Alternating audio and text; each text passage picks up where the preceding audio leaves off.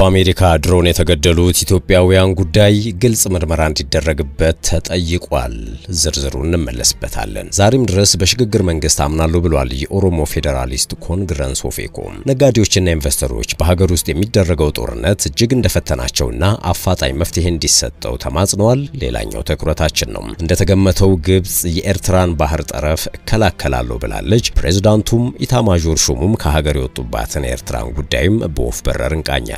ሌሎችም ጉዳዮች ተካተዋል። አክብሮታዊ ሰላምታችን በያላችሁበት ድረስ የተወደዳችሁ የሸገር ታይምስ ቤተሰቦች እንዴት አላችሁ? የሰዓቱ የመረጃ ጥንቅራችን በእለቱ የተሰሙ አዳዲስ ጉዳዮችን በስፋት ይዳስሳል። በመግቢያችን ላይ ያደመጣችኋቸውን አበይት ነጥቦች እንደሚከተለው በዝርዝር እንመለስበታለን። አብራችሁን ቆዩ።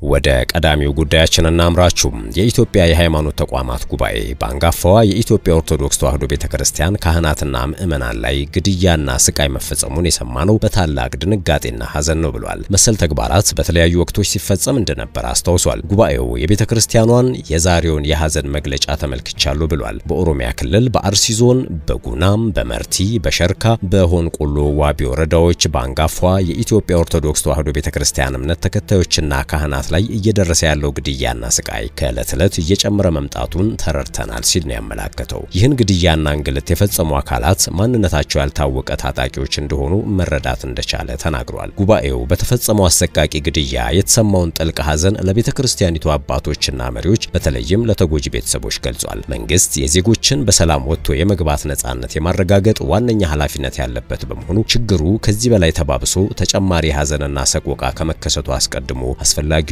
የህግ ማስከበር ስራ እንዲሰራ ጉባኤው በአጽንኦት አሳስቧል። ሁሉም የሃይማኖት ተቋማትና ህብረተሰብ ይህን እጅግ የከፋ ጭካኔ ተግባርን በአንድ ድምጽ በግልጽ ማውገዝና ከህግ አካላት ጋር በመተባበር ወንጀለኞችን ለፍርድ እንዲቀርቡ የበኩሉን ሚና እንዲወጣ ማደራ ብሏል። በተያያዘ መረጃ የኢትዮጵያ ወንጌል አማኞች አብያተ ክርስቲያናት ካውንስል የኢትዮጵያ ኦርቶዶክስ ተዋሕዶ ቤተክርስቲያን በምእመኖቿ ላይ በምስራቅ አርሲ ሀገረ ስብከት የተፈጸመውን ግድያ ኢሰብአዊ ድርጊት ሲል ገልጾ በጽኑ አውግዟል።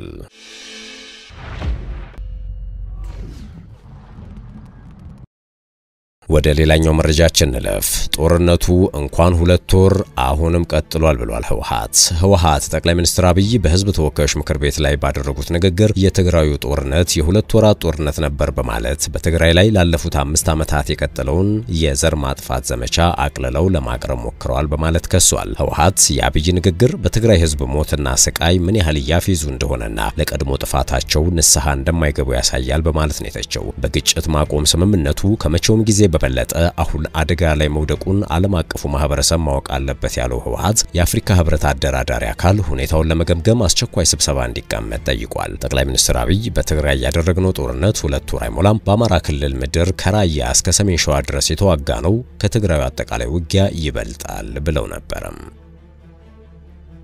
ቀጣዩ መረጃችን ዛሬም ድረስ በሽግግር መንግስት አምናለሁ ሲል የኦሮሞ ፌዴራሊስት ኮንግረስ ኦፌኮ መግለጹን ይመለከታል። የኦፌኮ ዋና ጸሐፊ ይህን የተናገሩት ጠቅላይ ሚኒስትር አብይ አህመድ ማክሰኞ ዕለት የሽግግር መንግስት ሐሳብን የሚያቀነቅኑ ሰዎችን ከተቹ በኋላ ነው። አብይ በፓርላማ ውሏቸው እነሱ ሱፋቸው ስላልታጠበና ስላልተተኮሰ ምርጫ የሚቀር የሚመስላቸው ሰዎች ሞኞች ናቸው ሲሉ ነቅፈዋል። የኦፌኮ ዋና ጸሐፊ ጥሩነህ ገምታ ለዚህ በሰጡት ምላሽ በሀገር ውስጥ የተመረቱ ካኪ ልብሶችን ለብሱና ተኩስ እንደማያስፈልጋቸው ገልጸው የሽግግር መንግስት የሚለው አማራጭ የሚሾፍበት ሳይሆን ከንጉሱ ጊዜ ጀምሮ ሲጠየቅ የቆየ መሆኑን ተናግረዋል። ጥሩነህ ሲቀጥሉ መንግስት ምርጫውን ማከናወን የሚያስችል ሁኔታ አለ ያለው ምናልባት ለእያንዳንዱ ተቃዋሚ የፖለቲካ ፓርቲ ጥበቃ ሊያቆምልን ይሆናል ሲሉም ግምታቸውን አስቀምጠዋል። ምርጫ ለማካሄድ የሚያስችል የሰላምና ጸጥታ ሁኔታ እንደሌለ አጽንኦት ሰጥተው ማስረዳታቸው ተዘግቧል። ምርጫ በተያዘለት ጊዜ ሰሌዳ እንዳይካሄድ ጥያቄ አለማቅረቡን የሚናገረውና ጥያቄው መንግስት ምርጫ እስከሚደርስ ድረስ በሀገሪቱ የተለያዩ አካባቢዎች ያሉትን የሰላምና ጸጥታ ችግር እንዲፈታ መሆኑን የገለጸው ደግሞ የኢትዮጵያ ህዝባዊ አብዮታዊ ፓርቲ ኢህአፓ ነው። ጠቅላይ ሚኒስትሩ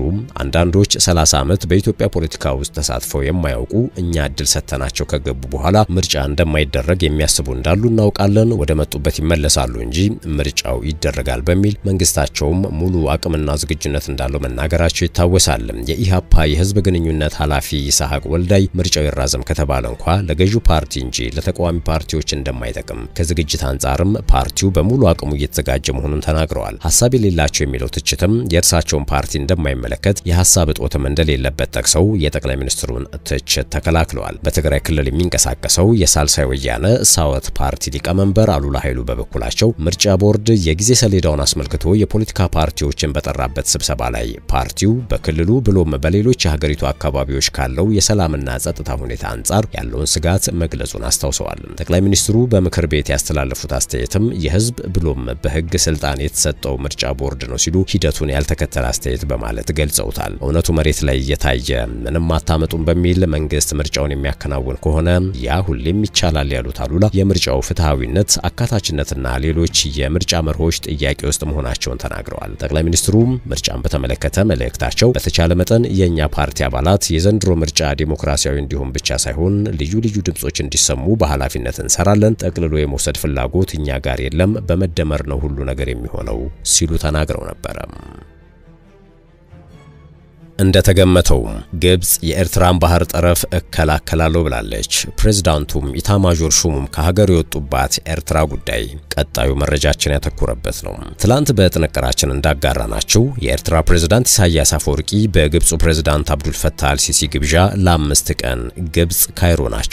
ሁለቱ ፕሬዝዳንቶች ውይይት ባደረጉበት ወቅት የግብጹ መሪ ለሉዓላዊነታችሁና ለግዛታዊ አንድነታችሁ ድጋፍ ለማድረግ ቁርጠኛ ነን ሲሉ ለኢሳያስ ነግረዋቸዋል። ከዚህ ቀደም ጎረቤት ሀገር ሶማሊያ ከኢትዮጵያ ጋር አለመግባባት በፈጠረችበት ወቅት እኚሁ የግብጽ ፕሬዝዳንት አይዟችሁ ለሶማሊያ ሉዓላዊነት እንዲሁም የግዛት አንድነት እኛ ድጋፍ እናደርጋለን በማንኛውም መንገድ ሲሉ ነበር የከረሙት። ግብጽ የሶማሊያና ቱርክን ስልት ለመድገም ያቀደች ትመስላለች። ኢትዮጵያና ሶማሊላንድ የተፈራረሙትን የባህር በር አጠቃቀም ስምምነት የሶማሊያን ግዛት የመጠቅለል ፕሮጀክት ነው ብለው ዘምተው የነበሩት የሶማሊያው ፕሬዝዳንት ሐሰን ሼህ መሐሙድ በመጨረሻም ስምምነቱን እንዳይተገበር አድርገው ሰንቅረውታል። ይህ ብቻ አይደለም። ቱርክ የሶማሊያን ባህር ጠረፎች እንድትጠብቅላት በምላሹም ማዕድናትን ጨምሮ የባህር ውስጥ ሀብቶችን በጋራ ለመጠቀም መስማማታቸው ይታወሳል። ቀይ ባህር ወደ ኤርትራ የተጠቃለለበት አንድም ህጋዊ ሰነድ የለም በሚል አሰብ ወደብ ወደ ኢትዮጵያ መመለሱ እንደማይቀር ጠቅላይ ሚኒስትር አብይ አህመድ በህዝብ ተወካዮች ምክር ቤት በይፋ መናገራቸውን ተከትሎ ፕሬዝዳንት ኢሳያስ አፈወርቂ በድንጋጤ ደንብረው ግብጽ ገብተዋል። በመሪ ደረጃ 5 ቀናትን በካይሮ የመቆየታቸው ነገር እጅግ አነጋጋሪ ሆነባቸው ኢሳያስ ይባስ ብሎም ግብጽም እንደተጠበቀው የኤርትራ ሉዓላዊነት እጠብቃለሁ ስትል ተደምጣለች። ይህ ማለት ደግሞ ልክ እንደ ቱርክ ሁሉ የኤርትራ ባህር ጠረፍን እጠብቃለሁ እንደማለት ሆኖ ተቆጥሯል። ኢሳያስ አፈወርቂ ወደ ግብጽ ያመሩት የሀገሪቱ ኢታማዦር ሹም ጀነራል ፊሊጶስ ወልደ ዮሐንስ በህመም ምክንያት ከሀገር እንደወጡ በተነገረበት በጥቂት ቀናት ልዩነት ነው። የኤርትራ ጦር ኢታማዦር ሹም ጀነራል ፊሊጶስ ከኤርትራ ለሕክምና በሚል ከወጡ ሳምንት እንዳለፋቸው ነው እየተሰማ የሚገኘው። ጀነራል ፊሊጶስ ከኤርትራ በሕክምና ስም ይወጡ እንጂ ከሀገራቸው እንዲወጡ ያደረጋቸው ቁልፍ ጉዳይ ግን ከፕሬዝዳንት ኢሳያስ ጋር የተፈጠረው አለመግባባትን ተከትሎ ለደህንነታቸው በመስጋት ነው የሚሉ ወገኖች እንዳሉም በኤርትራ ጉዳይ የሚጽፉ የትዊተር ገጽ መረጃ ምንጮች ያትታሉ። ያም ቢሆን ግን የመረጃ ምንጮቹ ጀነራል ፊሊጶስ ወልደ ዮሐንስ ከፕሬዝዳንት ኢሳያስ ጋር ከልዩነት ያስገባቸውን መንስኤ ለጊዜው ከመጥቀስ ተቆጥበዋል። በእርግጥ ሚስጥራዊ ከሆነችው ኤርትራ ይህ ነው የሚባል መረጃ ማግኘት እጅግ ከባድ ነው። ነገር ግን ጀነራሉ በቅርቡ በተለያዩ መድረኮች ላይ አልታዩም የሚሉ መረጃዎች ተደጋግመው እየወጡ ነው። ጀነራል ፊሊጶስ ከሀገር ወጡ የተባለው ከኢትዮጵያ በኩል የቀይ ባህር አጀንዳ መነሳቱን ተከትሎ በኢትዮጵያና ኤርትራ መካከል የተካረረ ወታደራዊ ፍጥጫ ወይም ዴድሎክ በተፈጠረበት ወቅት ነው። ጥንቅራችን እንደቀጠለ ነው። የተከበራችሁ የሸገር ታይምስ ቤተሰቦች ወደ ቀጣዩ መረጃችን ስናልፍ ደግሞ ነጋዴዎችና ኢንቨስተሮች በሀገር ውስጥ የሚደረገው ጦርነት እጅግ እንደፈተናቸውና አፋጣኝ መፍትሄ እንዲሰጠው ተማጽነዋል። በሀገሪቱ ያለው የሰላም እጦት በንግድና ኢንቨስትመንት ላይ ጫና ማሳደሩ ተነግሯል። የሰላም እጦቱ ለኑሮ ውድነቱ ምክንያት እንደሆነም ተጠቁሟል። የአዲስ አበባ ንግድና ዘርፍ ማህበራት ንግድና ሰላም ግንባታን በተመለከተ ባዘጋጀው መድረክ ላይ የንግዱ ማህበረሰብ ባነሱት ሐሳብ የሰላም እጦት የሀገሪቱ ኢኮኖሚ እንቅስቃሴ ላይ ጫናውን እያሰደረ ነው። በሀገሪቱ በቂ የግብርና ምርት ቢኖርም ባለው የሰላም እጦት ምክንያት ከቦታ ቦታ ተንቀሳቅሶ ለሸማቾች ማቅረብ እንዳልተቻለ ጠቁመው የሰላም እጦቱ ለኑሮ ውድነቱ ምክንያት እንደሆነም ተናግረዋል። መንግስት ሰላማዊ አማራጭ በመጠቀም ከታጠቁ ኃይሎች ጋር ድርድር እንዲያደርግ ተሳታፊዎቹ ጠይቀዋል። የአዲስ አበባ ንግድና ዘርፍ ማህበራት ምክር ቤት ፕሬዝዳንት ወይዘሮ ዛሃራ መሐመድ የሰላም መታጣት ንግድና ኢንቨስትመንት ላይ የሚያሳድረው ጫና ከባድ እንደሆነ ተናግረዋል። ሰላም በሌለበት የሰዎች እንቅስቃሴ ስለሚገደብ ኢንቨስትመንት ሊስፋፋ እንዲሁም ስራ ዕድል ለመፍጠር እንደማይቻልም አስታውቀዋል። ቀጣዩ መረጃችን በአሜሪካን ድሮን የተገደሉት ኢትዮጵያውያን ጉዳይ። ባሳለፍነው 2017 ዓመተ ምህረት ሚያዝያ ወር አሜሪካ በየመን ሁቲዎች በሚያስተዳድሩት የስደተኞች መጠለያ ላይ በፈጸመችው የአየር ጥቃት በርካታ ኢትዮጵያውያን ስደተኞች መገደላቸውን ተከትሎ አምነስቲ ኢንተርናሽናል ድርጊቱ የጦር ወንጀል ተደርጎ ሊወሰድ ይችላል በሚል ግልጽ ምርመራ እንዲደረግ ጠይቋል። አምነስቲ የአሜሪካ ጦር ሚያዝያ 20 ቀን 2017 ዓመተ ምህረት በፈጸመውና የኦፕሬሽን ራፍ ራይደር ዘመቻ አካል የሆነው ጥቃት ዓለም አቀፍ የሰብአዊነት ሕግን የጣሰ ነበር ብሏል። እንደ ተቋሙ ገለጻ የአየር ጥቃት የተፈጸመበት መጠለያ ጣቢያ የሁቲ ባለስልጣናት በህገወጥ ስደት ምክንያት ያሰሯቸውን ስደተኞች የያዘ ሲሆን ቦታውም የሚታወቅ ሰላማዊ ሰዎች የሚገኙበት ቦታ ነበር ብሏል። የአምነስቲ ኢንተርናሽናል የመካከለኛው ምስራቅና ሰሜን አፍሪካ ቀጠና ምክትል ዳይሬክተር የሆኑት ክሪስቲን ቤርከል ከአደጋው የተረፉ ሰዎች የሰጡት አሰቃቂ ምስክርነት መጠለያ ጣቢያው በታሳሪዎች የተሞላ የሰላማዊ ሰዎች ህንጻ ቢሆንም ያለ አንዳች ጥንቃቄ እንደተደበደበ ግልጽ የሆነ ምስል ይፈጥራል ብለዋል። ይህም በዓለም አቀፍ የሰብአዊ ህግጋት ውስጥ ካሉት ዋና ዋና ግዴታዎች አንዱ የሆነውንና የተቃጣው ነገር ወታደራዊ ዓላማ እንዳለው መረጋገጥ አለበት የሚለውን ዩናይትድ ስቴትስ መወጣት ባለመቻሏ የተከሰተ ነው ሲሉ ጠቁመዋል። አምነስቲ ያወጣውና በህይወት መቆየታችን ተአምር ነው በሰዓዳ መጠለያ ጣቢያ በሚገኙ ሲቪሎች ላይ የተፈጸመ የአሜሪካ የአየር ጥቃት የተሰኘው ዝርዝር ሪፖርት በህይወት ከተረፉ 15 ኢትዮጵያውያን ጋር በተደረገ ቃለ ምልልስ እንዲሁም የሳተላይት ምስሎች ፎቶዎችና ቪዲዮዎችን በመተንተን ላይ የተመሰረተ ነው ተብሏል። ተቋሙ በአብዛኛው በሃያዎቹ ዕድሜ ውስጥ የሚገኙ 16 ኢትዮጵያውያን ወንዶች በጥቃቱ መገደላቸውን ለይቷል። በሁቲ የፍትህና ሰብአዊ መብቶች ሚኒስቴር መረጃ መሰረት በጥቃቱ ወቅት 117 አፍሪካውያን ስደተኞች ታስሮ የነበረ ሲሆን 61 መገደላቸውንና 56ቱ መቁሰላቸውን አትቷል። በህይወት የተረፉት ሰዎች ለአምነስቲ እንደተናገሩት የመጀመሪያው ፍንዳታ በአቅራቢያው ያለውን ህንጻ ሲመታ በውስጡ ተጠልለው እንደነበር ገልጸዋል። የሁለተኛው የአየር ጥቃት የስደተኞች ማቆያ ክፍሉን በቀጥታ ከመምታቱ በፊት ለማምለጥ ሲሞክሩ ጠባቂዎች እንዳያመልጡ ለማስጠንቀቅ በሚል ወደ አየር ተኩስ እንደከፈቱ አስታውሷል። ጥቃቱን ተከትሎ በርካታ በህይወት የተረፉ ሰዎች እጅግ ከባድ ጉዳቶችን አስተናግደዋል። ከነዚህም መካከል የአካል መጉደል፣ የነርቭና የጭንቅላት ጉዳት የደረሰባቸው ይገኙበታል። በፍንዳታው እግሩን ያጣው የ20 ዓመቱ ኢትዮጵያዊ ሃጎስ ሞትን ትመኛለህ ሲል ስለ ሁኔታው ተናግሯል። ሌላኛው በጥቃቱ አንድ አይኑን ያጣው ደስታ የተባለ ግለሰብ በበኩሉ ጥቃቱ ብዙ ሰዎችን ገደለ፣ እኛን ደግሞ የአካል ጉዳተኛ ያደረገን እንዲሁም ሌሎችን በድንጋጤና በፍርሃት ውስጥ ጥሎ አልፏል ሲል አስረድቷል። አምነስቲ ቦታው የሰላማዊ ሰዎች ማቆያ በመሆን ለዓመታት የታወቀ ሲሆን የሰብአዊ እርዳታ ድርጅቶችም ቦታውን በመደበኛነት ይጎበኙት ነበር ብሏል። አክሎም በጎርጎሮሳውያኑ 2022 በሳውዲ የሚመራው ጥምረት አሜሪካ ሰራሽ ቦምብ ተጠቅሞ በዚሁ ግቢ ውስጥ ከ90 በላይ እስረኞችን ከገደለ በኋላ አሜሪካ ጣቢያው የሲቪል ተቋም መሆኑን ማወቅ ነበረባት ብሏል። አምነስቲ አሜሪካ ጥቃቱን እንደ ጦር ወንጀል እንድትመረምር እንዲሁም ለተጠቂዎችና ለቤተሰቦቻቸው ሙሉ ካሳ እንድትከፍል አሳስቧል።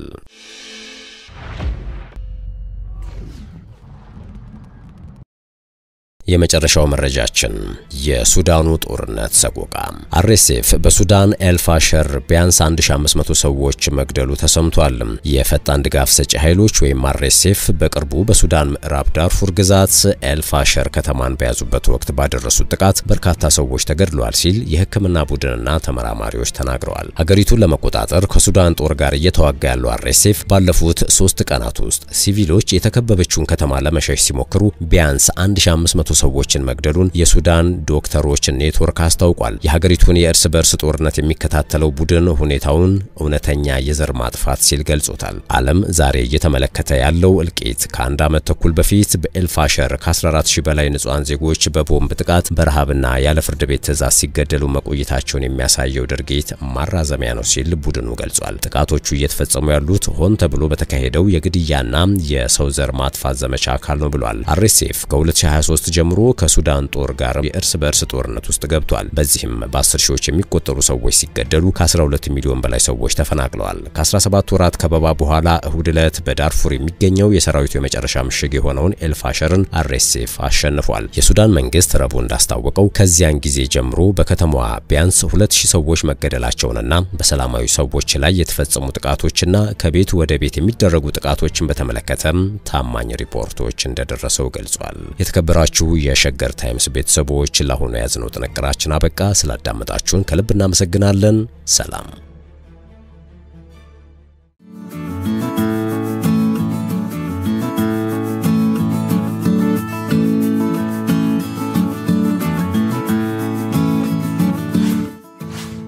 ሸገር ታይምስ ሚዲያን ሰብስክራይብ በማድረግና ደወሉን በመጫን ይከተሉን።